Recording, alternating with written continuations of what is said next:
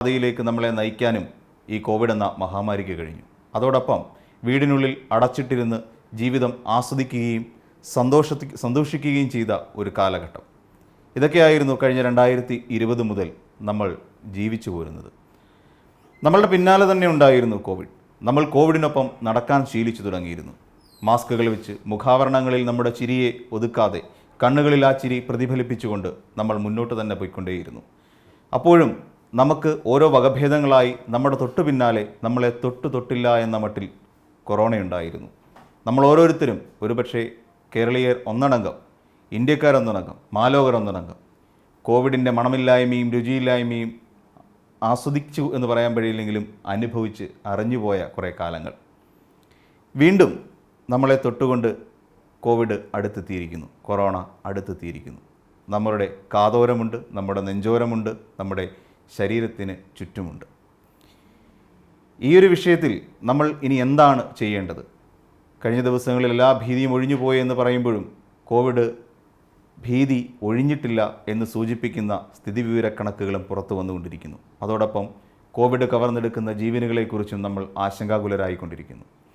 ഈ സാഹചര്യത്തിൽ നമ്മളോടൊപ്പം ഇന്ന് ചേരാൻ, എഡിറ്റേഴ്സ് കോളത്തിൽ ചേരാൻ ഒപ്പമുള്ളത് ഡോക്ടർ CS പ്രദീപാണ്. അദ്ദേഹം ജില്ലാ മെഡിക്കൽ ഓഫീസർ, കൊല്ലം ജില്ലയിൽ നിന്ന് ആണ് എത്തിയിരിക്കുന്നത്. അദ്ദേഹത്തെ ഞാൻ ബഹുമാനത്തോടെ സ്വാഗതം ചെയ്യുന്നു. നമസ്കാരം. സ്വാഗതം സർ. ഞാനിപ്പോൾ സൂചിപ്പിച്ചതുപോലെ നമ്മളെ ഒരുപക്ഷെ അകന്നിരുന്നു കൊണ്ട് സ്നേഹിക്കാൻ പഠിപ്പിച്ച ഒരു രോഗമാണ് കോവിഡ് എന്ന് പറയുന്ന മഹാമാരി. വീടിനുള്ളിൽ അടച്ചിരുന്നു കൊണ്ട് എല്ലാം അനുഭവിക്കാനും ഇല്ലായ്മ എന്താണെന്ന് തിരിച്ചറിയാനും നമ്മളെ പഠിപ്പിക്കുകയായിരുന്നു ശരിക്കും കോവിഡ് എന്ന മഹാമാരി ഈ കഴിഞ്ഞ കാലം അത്രയും ചെയ്തത്. അതിനുശേഷം ഒരു തുറന്നിട്ട വാതിലുകളിലൂടെ നമ്മൾ പുറത്തേക്ക് ഇറങ്ങി തുടങ്ങി. അവിടെ നിന്ന് സ്വാതന്ത്ര്യത്തിൻ്റെ എല്ലാ സുഖങ്ങളിലേക്കും നമ്മൾ തിരികെ മടങ്ങി തുടങ്ങി. ചിരികൾ ഒളിപ്പിച്ച് വെച്ചിരുന്ന മാസ്കുകളെല്ലാം നമ്മൾ ഊരി മാറ്റി. കൈയെപ്പോഴും ശുചീകരിച്ചു കൊണ്ടിരുന്ന സാനിറ്റൈസറിനോട് നമ്മൾ സലാം പറഞ്ഞു, അല്ലേ? നമ്മളൊന്ന് ആലോചിച്ച് ചെയ്യുന്ന ബ്രേക്ക് ദ ചെയിൻ എന്ന് പറയുന്ന ക്യാമ്പയിൻ എവിടേക്കോ പോയി അസ്തമിക്കുകയും ചെയ്തു. വീണ്ടും പക്ഷേ ഓരോ വകഭേദങ്ങളായി ഈ വൈറസ് നമ്മളിലേക്ക് തന്നെ അടുത്തുകൊണ്ടേയിരിക്കാൻ ശ്രമിച്ചുകൊണ്ടിരുന്നു. ഇപ്പോഴും അത് തുടരുന്നു. ഈ കഴിഞ്ഞ ദിവസങ്ങളിലെ കണക്കുകൾ പരിശോധിക്കുമ്പോൾ 1300-ലധികം കോവിഡ് രോഗികളുടെ വിവരങ്ങൾ പുറത്തു വരുന്നു. 3 പേരുടെ വിയോഗ വാർത്തയും നമ്മൾ കേൾക്കുന്നു. എന്താണ് സർ ഈ സാഹചര്യത്തിൽ ഒരു മെഡിക്കൽ ഓഫീസർ എന്നുള്ള നിലയിൽ നിന്നുകൊണ്ട് സാറിന് തോന്നുന്നത്? നമുക്ക് എവിടെയെങ്കിലും പിഴച്ചിട്ടുണ്ടോ?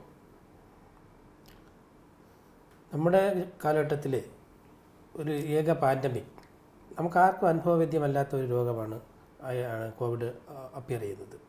ചൈനയിൽ തുടങ്ങി അത് പല രാജ്യങ്ങളിലൂടെ കടന്ന് ഇന്ത്യയിലെത്തുകയുണ്ടായി. വളരെ പെട്ടെന്ന് തന്നെ ഇന്ത്യയിൽ എത്തുകയും കേരളത്തിലടക്കം എല്ലാ സംസ്ഥാനങ്ങളിലും ഒരുപോലെ ഇത് ആളുകൾ രോഗബാധിതരാകുകയും ചെയ്തു. ആ സിറ്റുവേഷനൊക്കെ എല്ലാവർക്കും അറിയാം. ഈ കാലഘട്ടത്തിലുള്ള ജീവിച്ച എല്ലാവർക്കും അതിൻ്റെ തിക്താനുഭവങ്ങൾ അനുഭവിച്ചറിഞ്ഞവരാണ്. ലോക്ക്ഡൗണിൻ്റെ എല്ലാ ബുദ്ധിമുട്ടുകളും അനുഭവിച്ചറിഞ്ഞ ഒരു ജനതയാണ് നമ്മൾ. ഈ അവസരത്തിൽ തന്നെ ഗവൺമെൻറ്റുകൾ ഉയർന്ന് പ്രവർത്തിക്കുകയും രോഗാതുരതയും മരണനിരക്കും വളരെയധികം കുറയ്ക്കുകയും ചെയ്തിട്ടുണ്ട് എന്നുള്ളത് വസ്തുത തന്നെയാണ്. നമ്മൾ എന്ത് ക്രിറ്റിസിസം ഉണ്ടെങ്കിലും ലോകത്തിലെ എല്ലാ മെഷീനറിയും ഉണർന്ന് പ്രവർത്തിച്ച ഒരു കാലഘട്ടം കൂടിയാണ്. സാമൂഹികമായി യാതൊരു പ്രയാസങ്ങളുണ്ടെങ്കിലും നമ്മൾ ഇക്കണോമിക്കായിട്ട് തകർന്നു പോയെങ്കിലും ചില രാജ്യങ്ങൾ വളരെയധികം കഷ്ടനഷ്ടങ്ങൾ അനുഭവിക്കേണ്ടി വന്നുവെങ്കിലും നമ്മളത് അതിജീവിച്ചു എന്നുള്ളത് ഒരു വസ്തുത തന്നെയാണ്. അതിന് സമൂഹവും ഗവൺമെൻറ് നൽകിയ സംഭാവനകൾ എടുത്തു പറയേണ്ടതാണ്.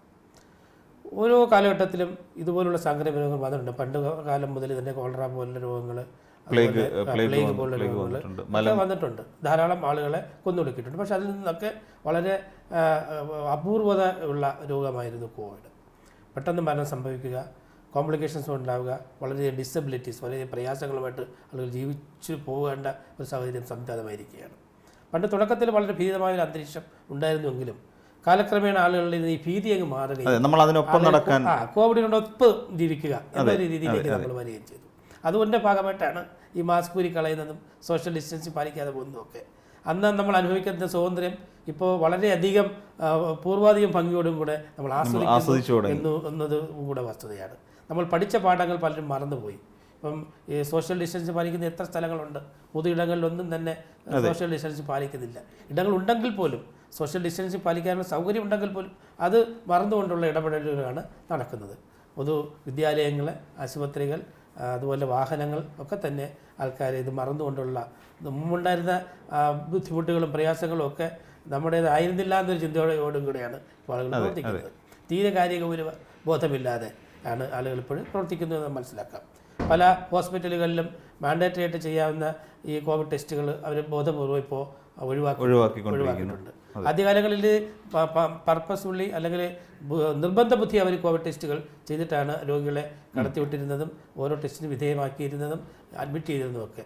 പക്ഷേ ഇപ്പോൾ അതൊക്കെ മാറി ജനറൽ ആശുപത്രികളിലും സർക്കാർ ആശുപത്രികളിലും അതുപോലെ പ്രൈവറ്റ് ആശുപത്രികളിലും ഒക്കെ അത് ലൂസൺ ചെയ്തിട്ടുണ്ട് ഈ നിയമങ്ങളൊക്കെ തന്നെ.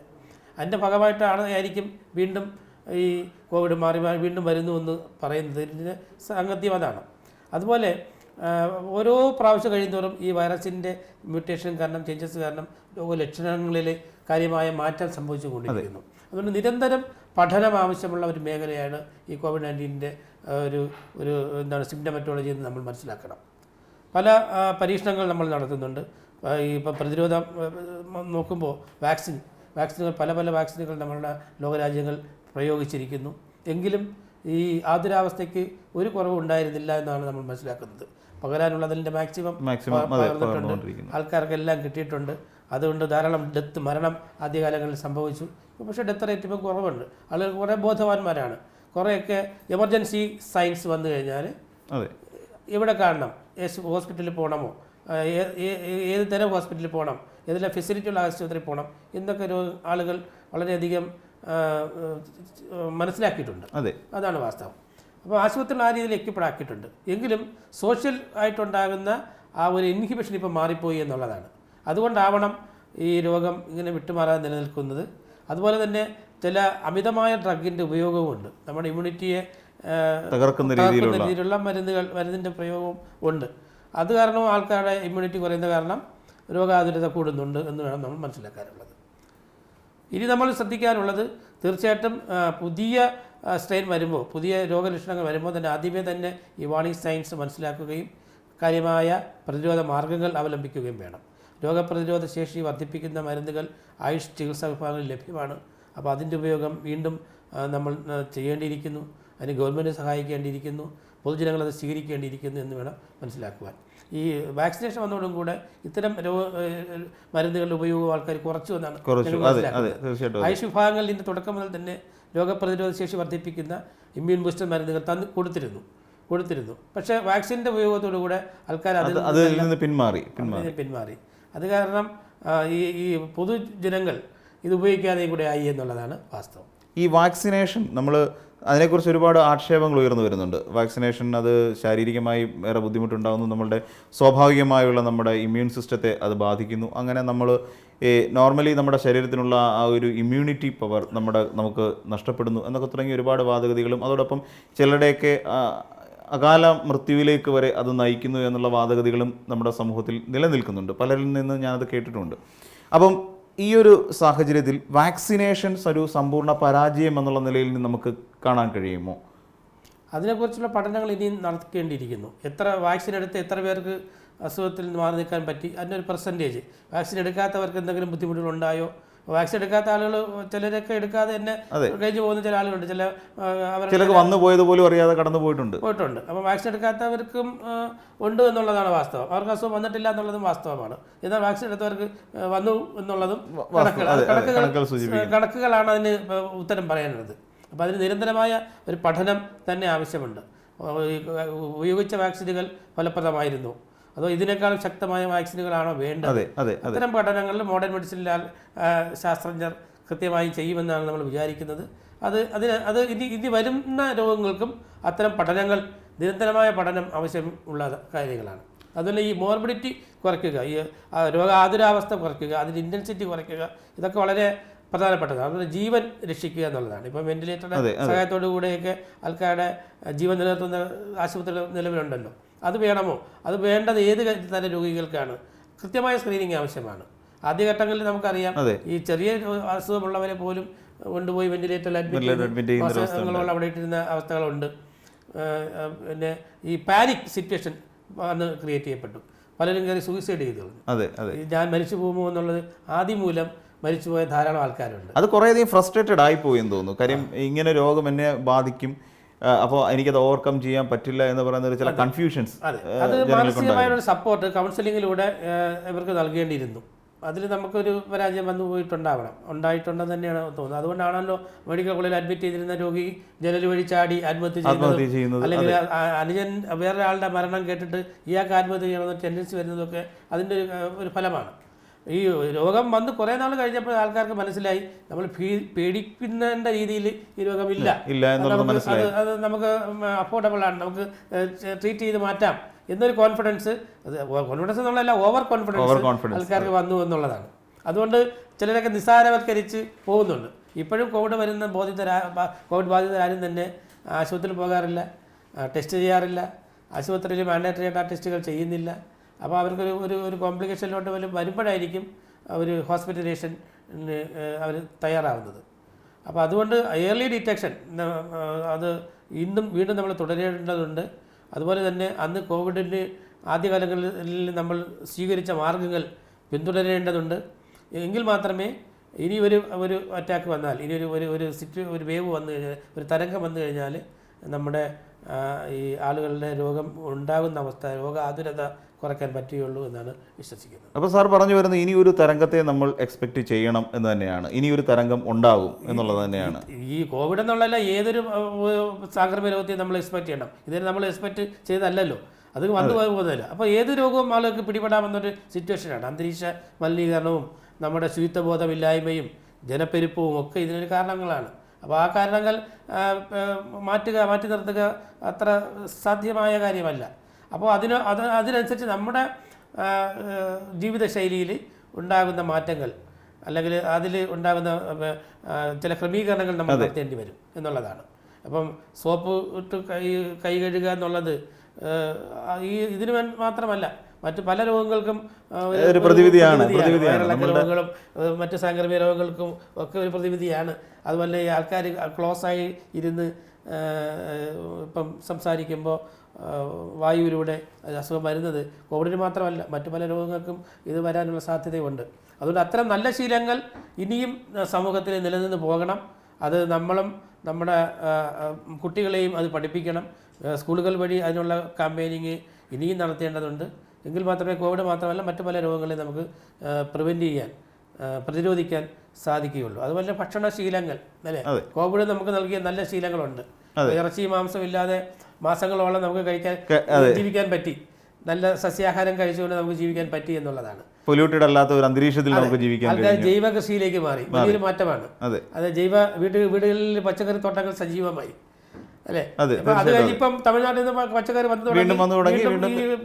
വീട്ടിലെ അന്ന് എനിക്കൊക്കെ ഈ ഒരു വീട്ടിനകത്തൊക്കെ ഇരിക്കുന്ന സമയത്ത് അന്ന് ആശുപത്രികളെല്ലാം നിശ്ചലമായി. ഒരു പ്രമുഖ ആശുപത്രിയിൽ ലക്ഷക്കണക്കിന് കോടിക്കണക്കിന് രൂപ ബില്ല് ചെയ്യുന്ന ഒരു പ്രമുഖ ആശുപത്രിയിൽ ആ മാസത്തെ ഒരു വരവെന്ന് പറഞ്ഞാൽ 10,000-ൽ താഴെയായി കുറഞ്ഞു. ഒരു മൾട്ടി സ്പെഷ്യാലിറ്റി ഹോസ്പിറ്റലാണ്. അപ്പോൾ ഈ രീതിയിൽ വരെ രോഗികളുടെ എണ്ണം പോലും നമ്മുടെ സമൂഹത്തിൽ കുറഞ്ഞിരുന്നു എന്ന് തന്നെ പറയാം. ആ ഒരു കാലഘട്ടത്തിൽ നമ്മളുടെ ആ ഒരു ശീലത്തിൻ്റെ ഒരു ഗുണമായി തന്നെ അതിനെ കാണാൻ പറ്റും.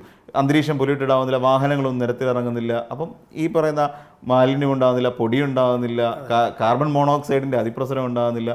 ഈ ഒരു സാഹചര്യമൊക്കെ നമുക്ക് പഠിപ്പിച്ചു തന്ന ഒരു പക്ഷേ ഇത് തന്നെ ആവാനാണ് സാധ്യത. ഇപ്പം മാസ്കിൻ്റെ ഉപയോഗം അലർജി രോഗങ്ങളെ വളരെയധികം ചെറുത്ത് നിർത്തിയിട്ടുണ്ട്, സാധിച്ചിട്ടുണ്ട്. അപ്പം ഈ രോഗങ്ങൾ ഇല്ലായിരുന്നു എന്നല്ല, രോഗങ്ങളുണ്ടെങ്കിലും നമുക്കതിൽ ഹോസ്പിറ്റലൈസേഷൻ വേണമായിരുന്നോ എന്ന് ചിന്തിക്കേണ്ട ഒരു ചോദ്യമുണ്ട്. അതായത് ഈ രോഗത്തിന് ആശുപത്രിയിൽ തന്നെ പോകേണ്ടിയിരുന്നോ? പോകാതെയും നമ്മളത് ക്രമീകരിച്ച് നമ്മുടെ ജീവിത ശൈലികൾ ക്രമീകരിച്ച് ചെറിയ മരുന്നുകൾ കഴിച്ച് മാറ്റിയിട്ടുണ്ട്. അപ്പോൾ ആശുപത്രികൾ ഈ ഓവർ മെഡിക്കലൈസേഷൻ എന്നൊരു സംഭവം ഉണ്ടല്ലോ, ആവശ്യമില്ലാത്ത മെഡിസിൻസ് നമ്മൾ ആവശ്യമില്ലാത്ത ടെസ്റ്റുകൾ ചെയ്യുക. അതാണ് ഈ ഇംഗത്തിൽ വന്ന ഒരു കുറവെന്ന് പറയുന്നത്. മനസ്സിലായി. നമ്മളൊരു ഹോസ്പിറ്റലിൽ പോയി കഴിഞ്ഞാൽ ആവശ്യമുള്ള ടെസ്റ്റുകളുണ്ട്. ഡോക്ടർമാർ കൂടുതൽ ടെസ്റ്റുകൾ വേണമെന്ന് രോഗികൾ അങ്ങോട്ട് ഡിമാൻഡ് ചെയ്യാറുണ്ട്. ഒരു ഹോസ്പിറ്റലിൽ തന്നെ കുറെ ടെസ്റ്റുകൾ അടിച്ചേൽപ്പിക്കാറുണ്ട്. പക്ഷെ അതൊക്കെ ഇംഗത്തിൽ രോഗിയെ സംബന്ധിച്ചത് സാമ്പത്തിക നഷ്ടം തന്നെയാണല്ലോ. പക്ഷേ ഈ കോവിഡ് കാലം നമ്മളെ പഠിപ്പിച്ച വലിയൊരു പാഠം അതാണ്.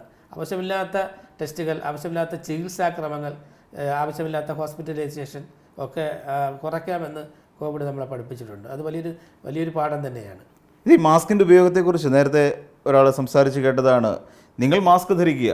ഒരു മാസ്ക് ധരിക്കുക എന്ന് പറയാൻ നിങ്ങളുടെ ശ്വാസകോശത്തിനുള്ളിലേക്ക് വെന്റിലേറ്ററിൻ്റെ ട്യൂബുകൾ ഇറക്കി വെക്കുന്ന അത്രയും വിഷമം പിടിച്ച ഒന്നല്ല നിങ്ങൾ ഈ മാസ്ക് ധരിക്കുക എന്ന് പറയുന്ന ഒരു കരുതലുണ്ടായിരുന്നു.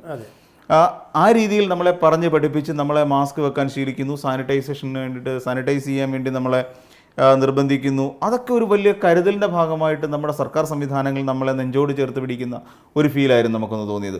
പക്ഷേ ഇപ്പോൾ കുറച്ചൊന്ന് ലൂസൺ ചെയ്തത് നമ്മുടെ സർക്കാർ തന്നെയാണോ? അവർ ഏതെങ്കിലും തരത്തിൽ നിങ്ങൾ പൊയ്ക്കോളൂ, ഇതിനെല്ലാം പ്രതിവിധിയുണ്ട് എന്നുള്ള നിലയിൽ സർക്കാർ സംവിധാനങ്ങൾ അതിനെ നിസ്സാരവൽക്കരിക്കുന്നുണ്ടോ? സർക്കാർ ലൂസൺ ചെയ്തിട്ടില്ല. സർക്കാരിൽ ഇപ്പോഴും നിയമങ്ങളുണ്ട്, ഇപ്പോഴും മാസ്ക് വയ്ക്കാനുള്ള നിയമം നമുക്ക് ഇപ്പോഴും നിലവിലുണ്ട്. പക്ഷേ ജനങ്ങൾ ആണ് ഈ കിട്ടിയ സ്വാതന്ത്ര്യത്തെ ദുരുപയോഗം ചെയ്യുന്ന എന്നുള്ളതാണ് അല്ല വാസ്തവം. ഹാൻഡ് വാഷ് ടെക്നിക്ക് തന്നെ പണ്ട് സർജൻസ് മാത്രമാണ് നമ്മളിപ്പം ഉപയോഗിക്കുന്ന ഹാൻഡ് വാഷ് ഉപയോഗിച്ചിരുന്നത്, ആ രീതി ഉപയോഗിച്ചുകൊണ്ടിരുന്നത്. നമ്മളാരും ആ രീതിയിൽ കൈ കഴുകി പഠിച്ചിട്ടില്ല. പക്ഷെ സത്യത്തിൽ അങ്ങനെയല്ലേ കൈ കഴുകേണ്ടിയിരുന്നത്.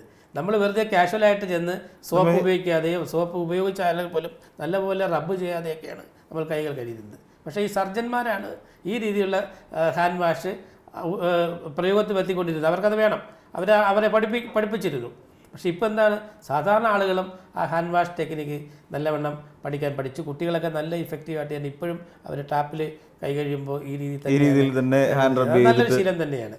അതുപോലെ അടുത്തിരുന്ന് ഇപ്പം നമ്മുടെ സലൈവ മറ്റുള്ളവരുടെ ദേഹത്ത് വരുന്ന രീതിയിൽ സംസാരിക്കുന്ന രീതികളുണ്ടല്ലോ, അതിലൊക്കെ ഒരു മാറ്റമുണ്ടായി. അത് അങ്ങനെ ഈ മാസ്കിൻ്റെ ഉപയോഗം കൊണ്ട് അത് നമ്മൾ വേറെയേറെയും ദൂരീകരിച്ചു. അതുപോലെ ക്ലോസ് ആയിട്ട് ഇരിക്കുക, ബസ്സിൽ ചാരി നിൽക്കുക, ചേർന്ന് നിൽക്കുക, അതൊക്കെ ഈ രോഗം വന്നതുകൊണ്ട് നമ്മൾ പഠിച്ച നല്ല ശീലങ്ങൾ തന്നെയാണ് എന്നുള്ളതാണ്. അതുകൊണ്ട് പക്ഷേ മറ്റൊരാൾക്ക് നമ്മളോട് വിരോധം തോന്നുന്നില്ല എന്ന് തന്നെ പറയാം ഇപ്പോഴത്തെ ഒരു സാഹചര്യം നോക്കുമ്പോൾ. മറ്റത് അടുത്ത് അകലെ നിൽക്കുന്ന സമയത്ത് എന്ത് പറ്റി, എനിക്ക് പണ്ട് മസൂരി എന്ന് പറയുന്ന ഒരു വലിയ രോഗം, സാംക്രമിക രോഗം നമ്മുടെ നാടിനെ തന്നെ നശിപ്പിച്ച് കളഞ്ഞതാണ്. ഒരു പക്ഷേ പഴമ്പായിൽ പൊതിഞ്ഞ് അവരെ എവിടെയെങ്കിലും ദൂരെ കൊണ്ടുവന്ന് കത്തിച്ച് കളയുന്ന, ബന്ധുക്കൾക്ക് പോലും കാണാൻ കഴിയാത്ത ഒരവസ്ഥയിലേക്ക് മാറ്റിക്കൊണ്ടു പോകുന്ന ഒരവസ്ഥയിലേക്ക് നമ്മുടെ ഒരു നാട് പോയിട്ടുണ്ടായിരുന്നു. കോവിഡ് രോഗികളെ ആ രീതിയിൽ ഒരു തീണ്ടാപ്പാടകലെ നിർത്തിക്കൊണ്ടു പോകുന്ന ഒരു സിസ്റ്റം, ഒരു സമ്പ്രദായത്തിലേക്ക് നമ്മൾ പോയിരുന്നു. അതൊക്കെയാണെന്ന് തോന്നുന്നു ആ കാലഘട്ടത്തിൽ ഒരുപാട് ആത്മഹത്യകളുടെ നിരക്ക് കൂടാൻ, അവരോട് സംസാരിക്കാനാളില്ല വരുന്നു, ഏകാന്തത അനുഭവിക്കേണ്ടി വരുന്നു, സമൂഹം തിരസ്കരിച്ചു എന്നൊരു തോന്നൽ അവരിലേക്ക് എത്തിയിരുന്നു. പക്ഷെ അവരെയൊക്കെ ചേർത്ത് പിടിക്കാൻ ദിശ എന്ന് പറയുന്ന സിസ്റ്റം, പിന്നീട് നമ്മുടെ ഹെൽത്ത് സിസ്റ്റം ആ രീതിയിൽ ഉണർന്നു.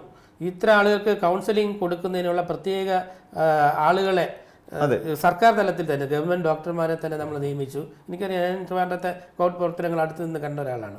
അപ്പോൾ ആർക്കറിയാം, അവിടെ എല്ലാ ദിവസവും നമുക്ക് കളക്ടറേറ്റിൽ മീറ്റിംഗ് ഉണ്ട്. ആ മീറ്റിംഗിൽ ഇതൊക്കെ അവലോകനം ചെയ്യും. അപ്പോൾ ഈ സൈക്കോളജിസ്റ്റുകളെ ഒരു വിങ്, ഫോൺ വഴി ആൾക്കാർക്ക് സംശയങ്ങൾ ദൂരീകരിക്കുക, അവർക്ക് കൗൺസിലിംഗ് കൊടുക്കുക, ആ രീതിയിലൊക്കെ നമ്മൾ തിരുവനന്തപുരത്ത് ചെയ്തത് എനിക്കറിയാം.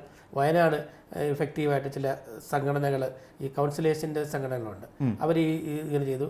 വളരെയധികം ആത്മഹത്യാ നിരക്ക് കുറയ്ക്കുവാൻ കഴിഞ്ഞു എന്നുള്ളത്. അതിൽ ചിലർ ഡിപ്രഷനിലോട്ട് പോകും. ഡിപ്രഷനിൽ കുറയ്ക്കാനും നമ്മുടെ ഇത്തരം കൗൺസിലിംഗ് സഹായിച്ചിട്ടുണ്ടെന്ന് തന്നെയാണ്. പിന്നെ മീഡിയാസ് വഴി ധാരാളം പബ്ലിസിറ്റി, ഇത് എങ്ങനെ പ്രതിരോധിക്കാമെന്നുള്ളത് സോഷ്യൽ മീഡിയ വഴിയും നിങ്ങളുടെ പ്രിൻ്റ് ദൃശ്യമാധ്യമങ്ങൾ വഴിയൊക്കെ നല്ല പ്രചാരണം കിട്ടി എന്നുള്ളതാണ്. അതൊക്കെ കൊണ്ട് തന്നെയാണ് നമ്മൾ വലിയൊരു മെനാസോട്ട് പോകാതെ ഏറെക്കുറെ പിടിച്ചു നിന്നതെന്ന്. ഒരുപക്ഷെ അന്ന് മാധ്യമങ്ങളുടെ മുന്നിലേക്ക് എല്ലാവരും എത്തിപ്പെടുന്ന ഒരു സമയം ഉണ്ടായിരുന്നു. വൈകുന്നേരം 6 മണി മുതൽ 7 മണി വരെയുള്ള ഒരു സമയം എല്ലാ തിരക്കുകളും മാറ്റിവെച്ച് മലയാളി ഒന്നടങ്കം ടെലിവിഷൻ്റെ മുന്നിലേക്ക് ഇരിക്കുന്ന ഒരു സമയമായിരുന്നു. ഏതെങ്കിലും ഒരു വാർത്താ ചാനലിന് മുമ്പിൽ പോയിരിക്കുക എന്ന് പറഞ്ഞാൽ. കാര്യം അവിടെ മുഖ്യമന്ത്രി വരുന്നു, മുഖ്യമന്ത്രി കണക്കുകൾ ഓരോന്നായി എണ്ണി പറയുന്നു, ഓരോ കാര്യങ്ങൾ എന്തൊക്കെയാണ് ഇനിയും നമ്മൾ ചെയ്യേണ്ടതെന്നതിനെക്കുറിച്ച് പറയുന്നു. പക്ഷേ സർ, ഇതെല്ലാം അന്ന് ഉണ്ടായിരുന്നു, അന്നെല്ലാം നമ്മൾ അനുസരിക്കുകയും ചെയ്തിട്ടുണ്ടായിരുന്നു. അതിന് കേസുകൾ എടുക്കുന്നുണ്ടായിരുന്നു, മാസ്ക് ധരിക്കാത്തതിന് നടപടി ഉണ്ടാവുന്നു. പക്ഷേ എന്തുകൊണ്ട് സർ പിന്നീട് ആ ഒരു സിസ്റ്റം ഫോളോ ചെയ്യാൻ നമ്മുടെ സർക്കാരിനെ കൊണ്ട് കഴിഞ്ഞില്ല എന്ന് പറഞ്ഞാൽ അതൊരു ആരോപണമാണോ അതോ? അല്ല, അങ്ങനെ സർക്കാർ കഴിഞ്ഞില്ല എന്നുള്ളതല്ല. സർക്കാർ കാര്യങ്ങളെല്ലാം പഠിപ്പിച്ചു തന്നല്ലോ നമ്മളെ. പക്ഷെ അത് അനുവർത്തിക്കുന്ന രീതിയിൽ നമ്മളുടെ ഭാഗത്തു നിന്ന് കുറേ വീഴ്ചയുണ്ട്, നമ്മൾ മാറിപ്പോയി. പക്ഷേ ഇടയ്ക്കിടയ്ക്ക് മാധ്യമങ്ങൾ വഴി ഇവർക്ക് വീണ്ടും ബോധവൽക്കരണം കൊടുക്കേണ്ടിയിരുന്നു എന്നുള്ളതാണ്. ആൾക്കാർ ഇപ്പം ഓണാഘോഷം വന്നപ്പോഴും അല്ലെങ്കിൽ ഈ മേളകൾ നടക്കുമ്പോഴും ഉത്സവത്തിൽ കാണുന്ന ഈ അഭൂതപൂർവമായ തിരക്ക്, അതൊക്കെ നമ്മൾ നിയന്ത്രിച്ചാൽ തന്നെ പറ്റുന്നത് തന്നെയായിരുന്നു. പക്ഷേ ഗവൺമെൻറ്റിന് ഒരു പരിധിയുണ്ട്. ചില മതപരമായ കാര്യങ്ങളൊക്കെ നടക്കുമ്പോൾ അവിടെ ഒരു നിയമത്താൽ അവിടെ എന്തെങ്കിലും വന്നു കഴിഞ്ഞാൽ അത് വളരെ നെഗറ്റീവായിട്ട് ബാധിക്കുമല്ലോ. അതുകൊണ്ടായിരിക്കണം അതിലൊരു ഇളവ് കൊടുത്തുകൊണ്ട് മുന്നോട്ട് പോയത്. അപ്പോൾ ഈ മ്യൂട്ടേഷൻസ് വന്നുകൊണ്ടിരിക്കുന്നു. നമ്മുടെ ഡെൽറ്റ പോലെയുള്ള പുതിയ പുതിയ വകഭേദങ്ങൾ ഇങ്ങനെ വന്നുകൊണ്ടിരിക്കുന്നു. ഇപ്പോഴും പുതിയ വകഭേദങ്ങൾ വരുന്നു. ഇതൊരു പക്ഷേ നമ്മളുടെ ഈ സ്വയം കരുതലിൻ്റെ പ്രശ്നങ്ങളാണോ അതോ മറ്റേതെങ്കിലും തരത്തിലുള്ള കാരണങ്ങളാണോ സാർ ഇതിങ്ങനെ വീണ്ടും ഇപ്പോൾ ഈ 1300 എത്തി നിൽക്കുന്ന നമ്മുടെ കേരളത്തിൻ്റെ കോവിഡ് കണക്കുകൾ സൂചിപ്പിക്കുന്നത്? മ്യൂട്ടേഷൻ സംഭവിക്കുന്നത് ഈ വൈറസിൻ്റെ സ്വഭാവത്തിൻ്റെ ഒരു പ്രത്യേകത തന്നെയാണ്. അത് ഒരു കാലഘട്ടം കഴിയുമ്പോൾ മ്യൂട്ടേഷൻസ് അതിജീവിക്കാൻ പഠിച്ചു എന്നുള്ളതാണ്. ഇപ്പം ആൻറ്റിബയോട്ടിക്സിന് റെസിസ്റ്റൻ്റ് ആയിട്ടുള്ള ബാക്ടീരിയകളുണ്ടല്ലോ. ആൻറ്റിബയോട്ടിക് ഇപ്പം പണ്ടത്തെ പോലെ എഫക്ട് ചെയ്യുന്നില്ല. അതുപോലെ അവരും നമ്മൾ അതിജീവനം ചെയ്യും പോലെ തന്നെ വൈറസുകളും അതിജീവനത്തിന് വേണ്ടി ശ്രമിക്കുന്നു. അവരപ്പോൾ അവരുടെ രൂപഭേദങ്ങൾ മാറി അവരുടെ രീതികളും മാറി വരുന്നു എന്നുള്ളതാണ്. അപ്പോൾ അതിനെ എങ്ങനെ നേരിടാമെന്ന് പറഞ്ഞാൽ ഇപ്പം അത് വന്നു കഴിഞ്ഞാലേ അറിയാവൂ ഇതെന്താണ് ഇതിന് ലക്ഷണം. ഇത് വന്നു കഴിഞ്ഞാലേ അറിയാൻ പറ്റുള്ളൂ. അപ്പം സിംറ്റമാറ്റിക് രോഗലക്ഷണങ്ങൾ കൊണ്ടുള്ള ചികിത്സയാണ് ഈ വൈറസുകൾക്ക് പൊതുവേ പറയുന്നത്. ഒരു ആൻറ്റിവൈറൽ ഡ്രഗ് കൊടുക്കുന്നത് വലിയൊരു മെനാസാണ്, വലിയൊരു പ്രശ്നമാണ്. അതുകൊണ്ട് അത്തരം ഡ്രഗുകൾ കണ്ടുപിടിക്കാനും വളരെ വൈകും.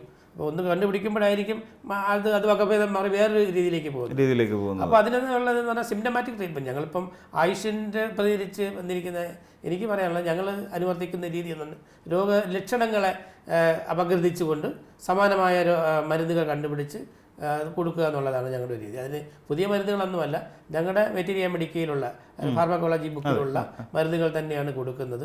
അപ്പോൾ പുതിയതായിട്ട് ഞങ്ങൾ ആൻറ്റിവൈറൽ ഡ്രഗ് എന്ന രീതിയിലല്ല ഞങ്ങൾ കൊടുക്കുന്നത്. വൈറസ് ഉണ്ടാക്കുന്ന രോഗലക്ഷണങ്ങൾക്ക് സമാനമായ മരുന്നുകളുണ്ടോ എന്ന് ഞങ്ങളെ ബുക്കുകളിൽ പരതും. അതിൽ നിന്ന് ഏറ്റവും സമാനമായ ഒരു മരുന്നായിരിക്കും അതിനുള്ള ഏറ്റവും ബെസ്റ്റ് മെഡിസിൻ എന്ന് പറയുന്നത്. അത് കൊടുക്കുക എന്നുള്ളതാണ്. അപ്പോൾ അങ്ങനെയാണ് ഞങ്ങളുടെ ചികിത്സാ രീതിയിലൊക്കെ ഈ വൈറസ് രോഗങ്ങളെ പ്രതിരോധിക്കുന്നത്. ഇപ്പം മീസൽസ് ആയാലും ചിക്കൻ പോക്സ് ആയാലും ഇൻഫ്ലുവൻസ ആയാലും ഈ ആൻറ്റിവൈറൽ ഡ്രഗുകളല്ല, സമാന ലക്ഷണങ്ങൾ വെച്ചുള്ള മരുന്നുകൾ സെലക്ട് ചെയ്ത് കൊടുക്കുക എന്നുള്ളതാണ് നമ്മുടെ രീതി. അതുതന്നെയാണ് ഞങ്ങൾ കോവിഡിലും അനുവർത്തിച്ചത്. കോവിഡ് ചികിത്സ ആദ്യം ആയുഷ് വകുപ്പുകൾക്ക് അനുവദനീയമല്ലായിരുന്നു. പക്ഷെ പിന്നീട് നിയമം മാറി വന്നു, അവർ അനുവാദം തന്നു. അപ്പോഴും ഞങ്ങൾ ഈ മെത്തഡോളജിയാണ് അനുവർത്തിച്ച് പോകുന്നത്. ധാരാളം ആൾക്കാർ ഇപ്പം ആശുപത്രി പോകാതെ ഗൃഹചികിത്സ നടത്തിയ ധാരാളം ആൾക്കാർ ഹോമിയോ ആയുർവേദ മരുന്നുകൾ ഉപയോഗിച്ച് തന്നെയാണ് ഭേദമായത്. അവർക്ക് സ്വതവേ കോംപ്ലിക്കേഷൻസ് കുറവായിരുന്നു എന്നാണ് ഞങ്ങൾ കണ്ടെത്തിയിട്ടുള്ളത്. അപ്പോൾ അത്തരം മരുന്നുകളെ പ്രോത്സാഹിപ്പിക്കുകയും കൂടെ ഗവൺമെൻറ് ചെയ്യേണ്ടിയിരിക്കുന്നു. ഇപ്പം കൺവെൻഷണൽ നമ്മുടെ മോഡേൺ മെഡിസിനിലെ മരുന്നുകൾ രാസ മരുന്നുകളാണ്. അത് ഉപയോഗിക്കുന്നതിലുപരി തന്നെ ഇത്തരം ചികിത്സാ രീതികളെ കൂടെ പ്രോത്സാഹിപ്പിച്ചു കഴിഞ്ഞാൽ സമൂലമായൊരു മാറ്റം സാംക്രമിക രോഗ പ്രതിരോധത്തിലും ചികിത്സയിലും നമുക്ക് നൽകാൻ പറ്റുമെന്ന് തന്നെയാണ് വിശ്വാസം. അപ്പോൾ അതായത് സർ, നമ്മുടെ ഈ രോഗലക്ഷണങ്ങൾക്ക് ട്രീറ്റ് ചെയ്യുന്നു. നമ്മൾ കഴിഞ്ഞ ഒരു കാലഘട്ടങ്ങളിൽ എൻ്റെ ഒരു സംശയം എന്ന് വെച്ച് കഴിഞ്ഞാൽ അനാവശ്യമായ ഒരു പാനിക് സിറ്റുവേഷൻ നമ്മൾ ക്രിയേറ്റ് ചെയ്തിട്ടുണ്ടോ? അന്ന് നമ്മൾ ഉണ്ടാക്കിയ ആ ഒരു പാനിക് സിറ്റുവേഷനെ പിന്നീട് അത് നിലനിർത്തിക്കൊണ്ട് പോയിരുന്നെങ്കിൽ ഒരു പക്ഷേ നമ്മുടെ ഈ വകഭേദങ്ങളെ നമുക്ക് ചെറുക്കാമായിരുന്നില്ലേ എന്ന് എനിക്ക് പലപ്പോഴും അതിൻ്റെ ഒരു ചോദ്യം തോന്നിയിട്ടുണ്ട്. അങ്ങനെ ഒരു സംശയം എനിക്ക് തോന്നി. പാനിക്കെന്ന് നമുക്ക് പാനിക്ക് ഈ അനാവശ്യമായിരുന്നു നമുക്ക് ഇപ്പോഴാണ് തോന്നുന്നത്. പക്ഷെ ആ സിറ്റുവേഷൻ അതാണ് ഡിമാൻഡ് ചെയ്തിരുന്നത്. ആ രോഗത്തെക്കുറിച്ചുള്ള അറിവില്ലായ്മ അതല്ലെങ്കിൽ ആ രോഗം ഇത്രമാത്രം ഭീകരമാണെന്നുള്ളൊരു അറിവ്, ഈ അറിവ് കൊണ്ടാണ് നമ്മൾ അന്നൊരു ആ ഒരു സിറ്റുവേഷൻ ഉണ്ടാക്കിയത്. കാരണം ആളുകളെ ഏത് രീതിയിലും ഈ രോഗം വരാതെ നോക്കുക എന്നുള്ളതായിരുന്നു ഗവൺമെൻറ് നയം. അതുകൊണ്ടാണ് നമ്മളെ ലോക്ക്ഡൗണിലേക്ക് പോയതും. നമുക്ക് ലോക്ക്ഡൗണിൽ പോയെങ്കിൽ നമുക്കുള്ള ആഹാരം അതിലും ഗവൺമെൻറ് കരുതൽ നൽകി എന്നുള്ളതാണ്. അപ്പോൾ അതുകൊണ്ട് ആ സിറ്റുവേഷൻ ഡിമാൻഡ് ചെയ്തതാണത്. അതുകൊണ്ടാണ് അത്തരം റെസ്ട്രിക്ഷൻസ് നമ്മുടെ ജീവിതത്തിൽ വന്നത്. അതുകൊണ്ട് തന്നെ ആയിരിക്കണം ആദ്യകാലത്തിൽ മറ്റ് സ്ഥലങ്ങളിലും രാജ്യങ്ങളിലും ധാരാളം ഡെത്ത് ഉണ്ടായപ്പോൾ നമുക്ക് ഒരു പരിധി വരെ ഡെത്ത് കുറയ്ക്കാൻ രോഗത്തെ പിടിച്ചു നിർത്താൻ പറ്റി എന്നുള്ളത് വാസ്തവമാണ്. പക്ഷേ പിന്നീട് നമുക്ക് വരുന്ന സമയത്തൊക്കെ ഇൻറ്റൻസിറ്റി കുറഞ്ഞ രീതിയിലാണ് എല്ലാവർക്കും വന്നതെന്നാണ് നമ്മൾ മനസ്സിലാക്കുന്നത്. മറ്റു രാജ്യങ്ങളുള്ള അത്രത്തോളം തീവ്രമായിട്ട് നമുക്ക് വന്നില്ല. അത് ഈ സ്ട്രെയിൻ മാറിയത് അങ്ങനെ ഒരു പോസിറ്റീവായിട്ട് മാറി കാണണമെന്നാണ് വിചാരിക്കുന്നത്. എന്തായാലും അത് ഗവൺമെൻറ്റിൻ്റെ ഒരു കരുതലോടെ നമ്മൾ അതിനെ മാനേജ് ചെയ്തു എന്നുള്ളത് വലിയൊരു കാര്യം തന്നെയാണ്. നമ്മളീ കണ്ടുകൊണ്ടിരിക്കുന്ന ഒരുപാട് ആൾക്കാരുണ്ട്. ഇനിയും ഒരു പാൻഡമിക്കിലേക്ക് ഒരു പാനിക് സിറ്റുവേഷനിലേക്ക് പോകാൻ നമ്മുടെ സംസ്ഥാനം തയ്യാറെടുക്കുമോ എന്നുള്ള ഒരു സംശയത്തോടു കൂടി അതിനെ കാണുന്നവർ. സാർ, എന്താണ് അവരോട് സാറിന് പറയാനുള്ളത്? പാനിക്കാവേണ്ട ഒരു കാര്യവുമില്ല. കാരണം രോഗങ്ങൾക്ക് എല്ലാത്തിനും ചികിത്സാ സംവിധാനങ്ങളും നമ്മുടെ രാജ്യത്ത് നിലവിലുണ്ട്. അപ്പോൾ എന്തൊരു ക്രിട്ടിക്കൽ സിറ്റുവേഷനും മാനേജ് ചെയ്യത്തക്ക മാൻ പവർ, അല്ലെങ്കിൽ ഡോക്ടർമാർ, നഴ്സുമാർ, ആരോഗ്യ പ്രവർത്തകർ, ഗവൺമെൻറ്, പോലീസ് എല്ലാവരും നമ്മുടെ കൂടെ ഉണ്ടെന്നുള്ളതാണ്. ഈ ഒരു വലിയ സിറ്റുവേഷൻ വന്നിട്ട് നമ്മളത് കരകയറി വന്ന് അതിജീവിച്ചവരാണ് നമ്മൾ. ആ ഒരു പാഠം നമ്മളെ മുന്നിലുണ്ട്. അതുകൊണ്ട് ആരും തന്നെ ഭയപ്പെടേണ്ട കാര്യമില്ല. കൃത്യമായി നമ്മുടെ ജീവിത രീതിയിൽ നല്ല ശീലങ്ങൾ നമ്മൾ ഇനിയും അനുവർത്തിക്കണം. രോഗം വരാതിരിക്കാൻ ശ്രമിക്കുക. മറ്റ് രോഗത്തിന് ഹാനികരമാകുന്ന ജീവിത രീതികൾ അവലംബിക്കാതിരിക്കുക എന്നുള്ളതാണ് പൊതു സമൂഹത്തോട് പറയുവാനുള്ളത്. എന്തെങ്കിലും രോഗങ്ങൾ വന്നാൽ അത് റിപ്പോർട്ട് ചെയ്യപ്പെടുക, രഹസ്യമായി സൂക്ഷിക്കാതെ, രഹസ്യമായി ചികിത്സിക്കാതെ അത് ആരോഗ്യ പ്രവർത്തകരെ അറിയിക്കുക. നല്ല ആശുപത്രികളിൽ, നല്ല ആശുപത്രി എന്ന് പറഞ്ഞാൽ രജിസ്റ്റേർഡ് ആയിട്ടുള്ള ക്വാളിഫൈഡ് ആയിട്ടുള്ള ആൾക്കാരുടെ ആശുപത്രികളിൽ ചികിത്സയ്ക്ക് പോവുക. ഗവൺമെൻറ് അനുവർത്തിക്കുന്ന രീതികൾ അല്ലെങ്കിൽ ചില പ്രോട്ടോകോൾസ് ഉണ്ട്, അതനുസരിച്ചുള്ള ചികിത്സകൾ നേടുക എന്നുള്ളതാണ് ഇതിന് നമുക്ക് ചെയ്യാനുള്ളത്. ഓക്കെ സാർ, നമുക്കറിയാം നമ്മളെ തകർത്ത് കളയാൻ വേണ്ടി നമ്മോടൊപ്പം സഞ്ചരിച്ചു കൊണ്ടിരിക്കുന്ന കോവിഡിനെ പ്രതിരോധിക്കാനാണ് നമ്മൾ പഠിക്കേണ്ടത്. നമ്മൾ കഴിഞ്ഞ 2-3 വർഷം കൊണ്ട് നമ്മളത് ശീലിച്ച് പോരുകയും ചെയ്തു, അതിൽ വിജയം കൈവരിക്കുകയും ചെയ്തവരാണ്. ഞാൻ നേരത്തെ തുടക്കത്തിൽ സൂചിപ്പിച്ച പോലെ നമുക്ക് അകന്നിരുന്നു കൊണ്ട് നമുക്ക് പരസ്പരം സ്നേഹിക്കാം, നമ്മളുടെ ഹൃദയങ്ങളെ പരസ്പരം കോർത്തിണക്കാം. അതിലൂടെ നമുക്ക് നേടാനുള്ളത് നമ്മളുടെ പുതിയ നാളകളെയാണ് എന്നൊരിക്കൽ കൂടി ഓർമ്മിപ്പിക്കുന്നു. ഇത്ര നേരം നമ്മളോടൊപ്പം ഈ ഒരു എഡിറ്റേഴ്സ് കോളത്തിൽ സഹകരിച്ച നമ്മുടെ CS പ്രദീപ് എന്ന നമ്മുടെ ഡോക്ടർക്ക് എല്ലാവിധ നന്ദിയും അറിയിക്കുന്നു. നമസ്കാരം. നമസ്കാരം.